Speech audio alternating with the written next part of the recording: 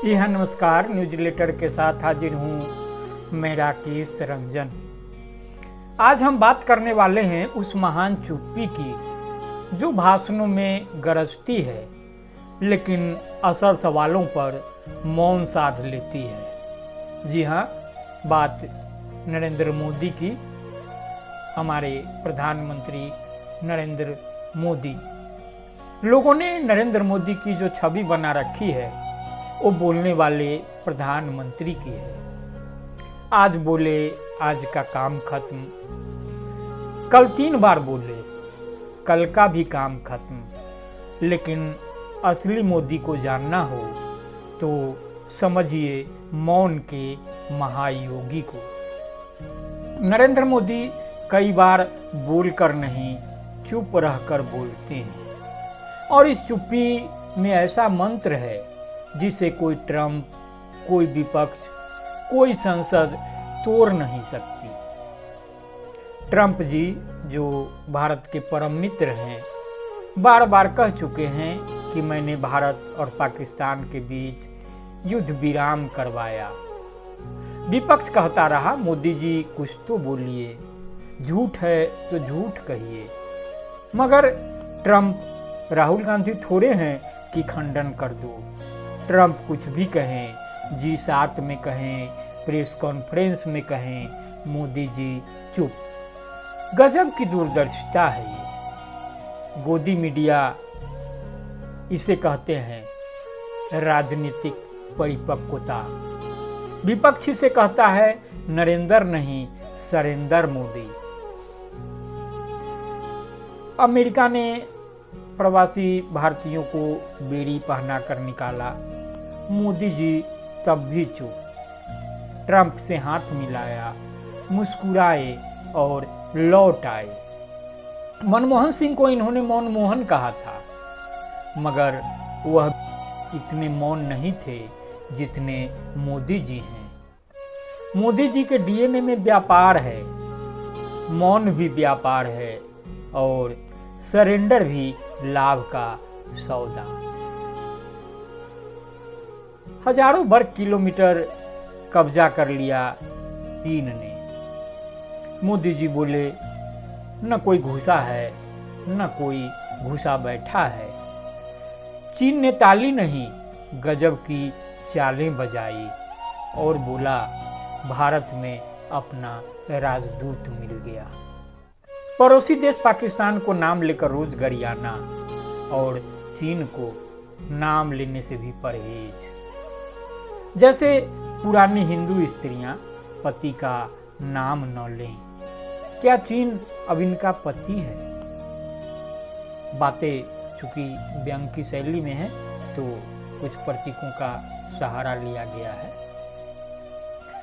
आप इसे संजीदगी से लेंगे तो बातें बखूबी समझ में आएगी।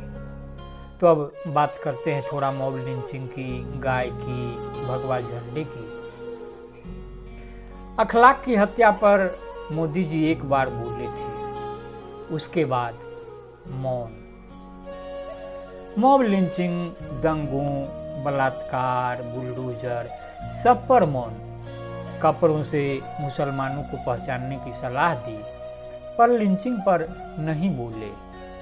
जब जमानत पर राक्षस छूटे उनका स्वागत भी किया गया। मोदी जी बोले नहीं मगर पूरा संदेश दे दिया। नोटबंदी की बात करें, काला धन की बात करें तो नोटबंदी हुई, पहले बोले काला धन खत्म, बाद में काले को सफेद होने दिया, फिर कभी नहीं बोले। मोदी जी के लिए मौन अब मास्टर स्ट्रोक है। चुप रहना रणनीति है, सरेंडर करना नीति है और चुपचाप सत्ता में बने रहना उनकी उपलब्धि है। तो सवाल ये नहीं है कि मोदी बोलते क्यों नहीं, सवाल ये है कि क्या ये सरेंडर की रणनीति है या सत्ता की साधना। नरेंद्र तुम सरेंडर करो, ट्रंप तुम्हारे साथ है। नरेंद्र तुम सरेंडर करो, शी जिनपिंग के साथ है। नरेंद्र तुम सरेंडर करो, क्योंकि देश की जनता मौन रहना सीख गई है। तो ये था नरेंद्र का सरेंडर।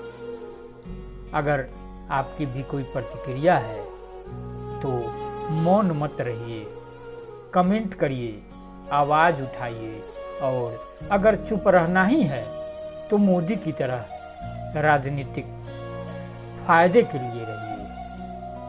तो बहरहाल इतना ही। नमस्कार। आपको बता दें कि जो बातें मैंने आपके समक्ष रखी वो वरिष्ठ पत्रकार लेखक विष्णु नागर जी के हवाले से है।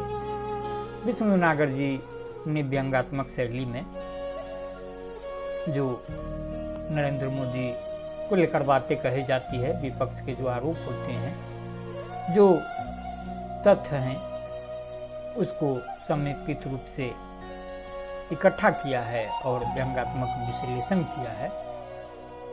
आपको बता दें कि